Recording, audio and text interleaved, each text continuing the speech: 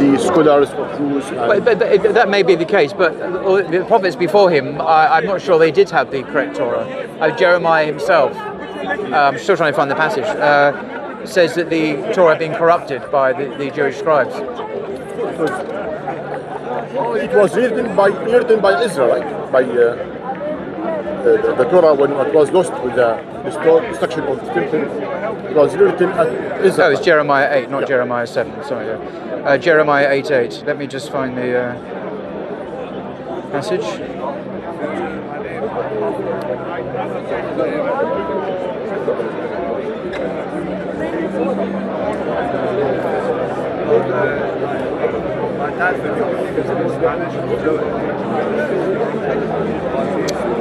Depending on the translation, this is Jeremiah saying, how can you say we are wise and the law of the Lord is with us? The law of the Lord is the commandments, obviously, when in fact the false pen of the scribes has made it into a lie. They basically altered the word of God. It doesn't say to what extent, but so the idea of the Torah being corrupted is there in the Old Testament, funnily enough.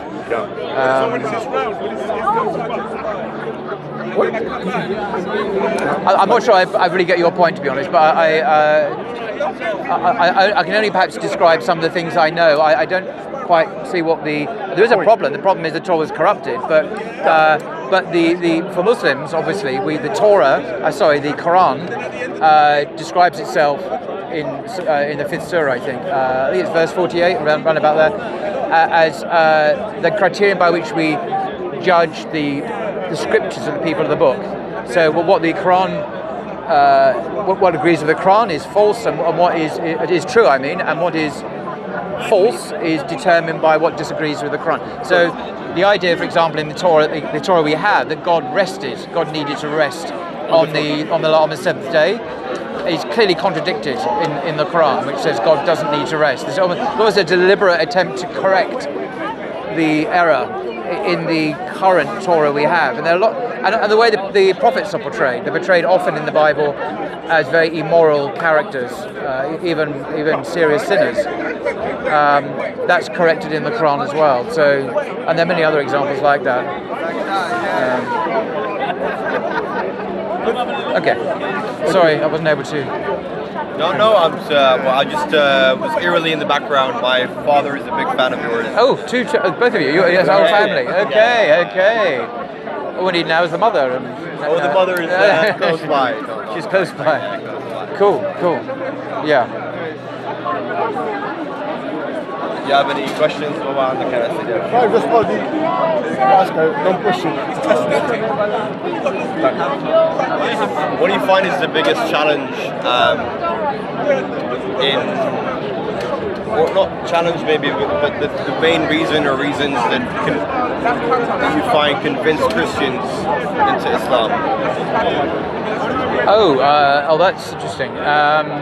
And maybe that's a. I don't really know why I think a lot of people are very impressed with aspects of the deen of the Muslim life which have been lost in Christianity. Right. So I've been told a lot of women, Western women, very attracted to the family values, the understanding of the family in Islam, the role of the men and women, for example, the respect and dignity accorded to women in Islam, because most converts are women, actually, not men, in the West, in America and in Europe. I know, it's extraordinary. They're often attracted by that.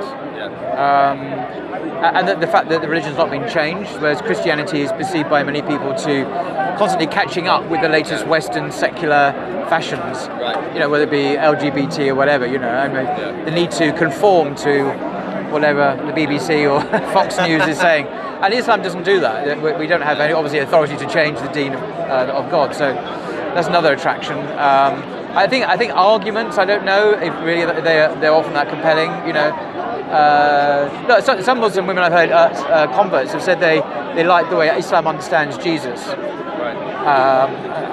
rather than the Christian understanding. As someone who had to die and be sacrificed so we could be forgiven. This is, for a lot of people, quite repellent, because why can't God forgive people?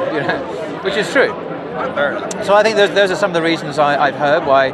I mean, they're common for men as well, but I think women particularly like the family they've seen Muslim families and how they work, and the dignity according to women, and how they're very successful as family units, and the extended family as well. Anyway, lots of reasons like that, I think. Fair enough. But you need to ask them. Really. I appreciate it's a difficult question as well. I mean, it's based on it what is. you've seen around. But But the thing about I have spoken to sisters, one or two of them are scholars now, Muslim scholars, and they've reported some of those things in their own research, their own academic research. So it's not just hearsay; there is some research behind it. Another question, if you don't mind. Oh, wow. Separate to that, but when how do I, on one hand, reconcile learning from the Quran, like myself, just like reflecting, learning, introspecting myself with my limited knowledge, but still reflecting, on one hand, with not knowing the context of each ayah of the other? Because how much context do I need to have in order to reflect? Or do I need to have any? Well, it depends why you're reading it. I think for some verses, like the 112th surah, Surah Ikhlas, you don't really need to know a lot of context. But if you do know context, boy, it's mind-blowing stuff. I mean, that surah itself, so with the 112th surah. But it talks about the oneness of God, that He's not begotten, nor does He beget, and there is none like unto Him. I mean, Western scholars have looked at this surah, and they've unpacked a lot of information even that they have, which I didn't know about. How they think there's a deliberate refutation of the Christian idea of the Trinity, or the idea that Jesus is begotten, for example, and so it's a very sophisticated piece of kind of theology for them. Although it's sophisticated for us, but they see depths in it, perhaps that we don't often see. So I mean that's added depth, but I think I get the impression that the Quran does assume some knowledge of the biblical stories. In fact, it does reference them. So I think at the time of the Prophet, there was some awareness of the stories of the Israelites, for example. And so when the Quran speaks, it's addressing these stories and other stories to teach a lesson, a spiritual lesson, or to correct a story as well. I mentioned God needing a rest in the Bible. The Quran refutes that. The idea of Jesus being crucified, again, if you didn't know anything about Christianity, that might seem a bit odd anyway, but so I think a good modern Quran translation, like Abdul Halim's, for example, would give you some introductory words anyway. Abdul Halim? Yeah, he's a professor at SOAS. His translation of the Quran is published by Oxford University Press. It tends to be the one that they use at universities because it's a very good translation. At the beginning of each surah, there is just a few introductory words to give it's a Mecca or Medina surah, and some other historical context. Thank you. That's I'm not saying you need that necessarily to benefit from it. I think depending on Right. I think this is just so I'm not a student of knowledge in any way. I don't have that context. I don't have that research in my brain. So when I read, I'm reading without context, and I'm just maybe some of me is a little worried that I misunderstand. Or you need a good tafsir then. You need there's something called the Study Quran, published by HarperCollins. And this is controversial because some of the authors seem to advocate perennialism, for example. But it's the idea that all religions basically are pretty good vehicles for salvation. So if you're a good Christian, you go to heaven. You're a good Jew, you go to heaven. Although the authors are all Muslims, this is not Islamic. But I don't mean to I'm just stating that up front because I get criticised for advocating a work that has this doctrine. I'm not advocating it for that. But apart from its defects, the Study Quran, by definition, has its translation of the Quran into English, but it has an awful lot of commentary taken from the classical tafsir. And it draws on a huge range of writers. So if you really want big context in Islamic history, that's going to give it to you big time. but any tafsir, I mean, obviously famous Ibn Kathir's. I mean, they're very famous commentaries that exist. Anyway, I mean, you know about these. But that one, the Study Quran is just in English by mostly American academics, all of whom are Muslims. but there are one or two issues with it nonetheless. Fair enough. Thank you. That's very helpful. Thank you. Okay. All right. Yeah. Okay. Thank you very much. I guess that's it. Thank you. Nice to talk to you, mate. Nice to meet you. Take care. Salam.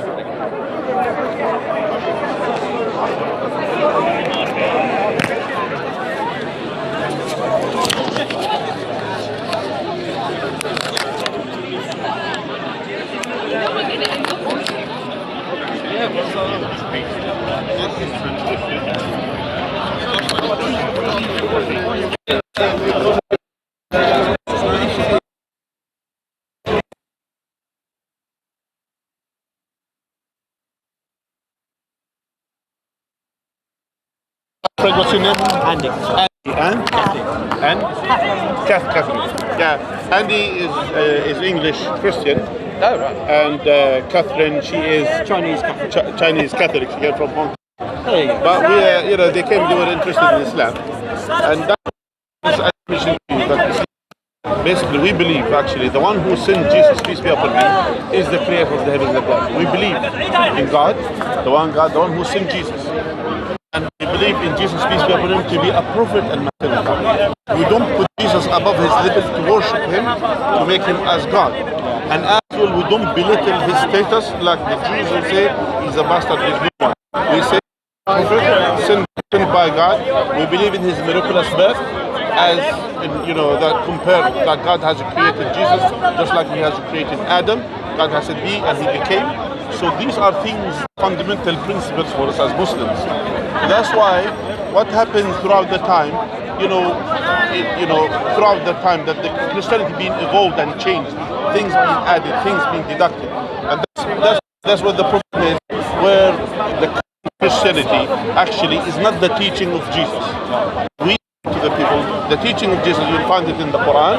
You'll find what Jesus was preaching. He was preaching worship this one God alone. Follow the guidance and the methodology of the Prophet and Messenger, since Abraham, Moses, Jesus, and Muhammad, peace be upon all of them.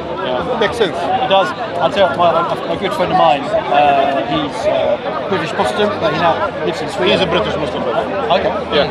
So he went to Sweden and he did pilgrimage to Israel. Yeah. Went to the walls to Jerusalem. Yeah. And he came back and I said, well, how was it? And he was like, they're all so similar. They're all like Jesus is just like basically, brother Paul, actually he